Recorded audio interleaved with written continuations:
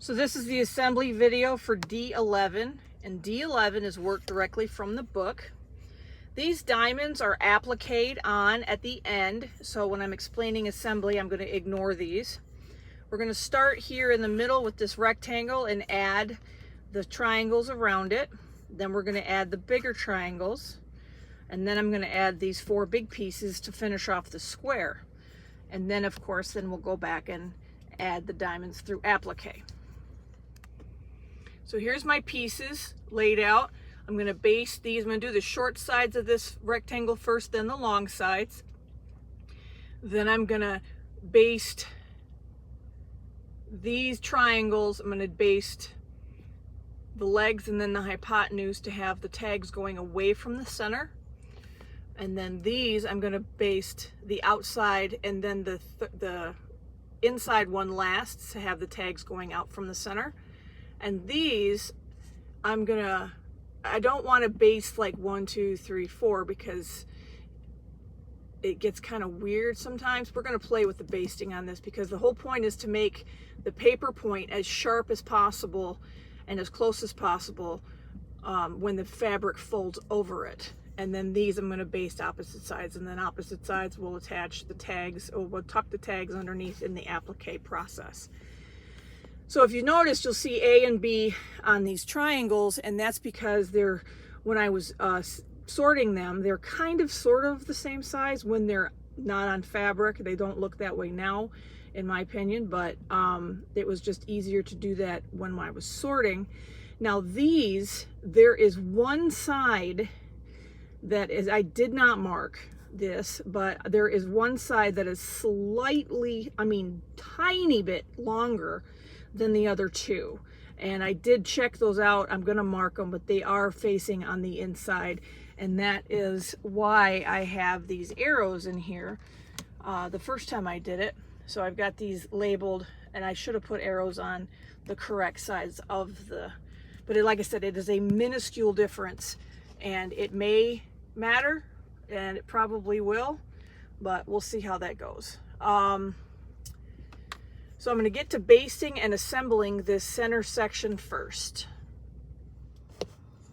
Well, I just got basting and sewing together. So here I got this basted, and then I attached the small triangles first on opposite sides, and then I attached the long ones. You can do what you need to do. And then now I'm attaching opposite triangles, and these triangles, I had the arrow on the longer side, which was minusculely larger, and so that side I make sure that I basted last, so that way I know which one it is. So I've attached these two, and so far what I've got is this. Okay, so I did these first, and then these, and now these, and now I'll attach the other two, and then we can go ahead and attach these funky shapes, which I still have yet to figure out how to baste. Okay, so now I've attached the other two, and this is what you should have now. The rectangle is the long way up.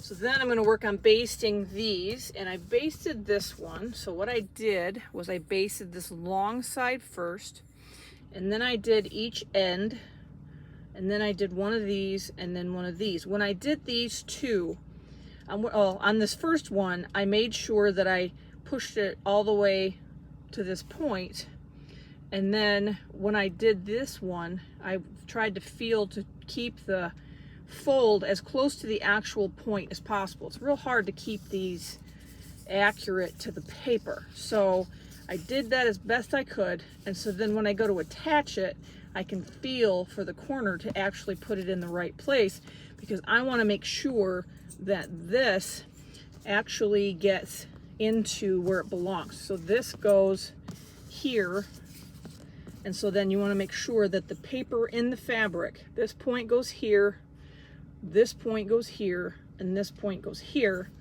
and that way it'll be accurate when they get all connected. So I'm going to finish basting these, and then I'm going to attach opposite sides next.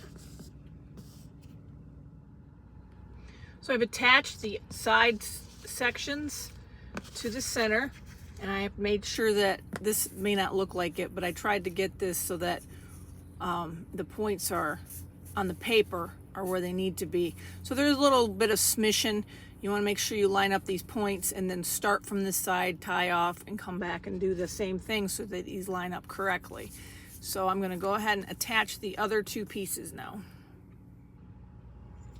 So I've added the other two sides, and so here's my block, and now I've got to applique these on. So I'm going to base these, and then I can get these stapled. I'm going to, obviously this is your center point here, I'm going to find the center point on each one of these sides, so then I have exact points to put the diamonds to make sure they're in proper locations.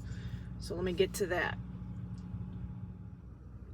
So I'm basting my diamonds, and I basted these two sides, and then, well, actually I went this way, and then the other two.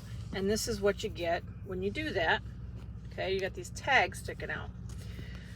But I've adapted a technique that I've learned at a show somewhere, and you put glue on this side, and then you fold the tab this way. And what you end up with is this, where you have this glued down already, so that when you go to applique, it's already the right shape. So I'm going to do that with these. That way when I applique them down, I don't have to worry about the tags. There's a thread there that I will fix. But I wanted to point that out with this folding it back technique. But you just got to put glue on the back side of this before folding it over.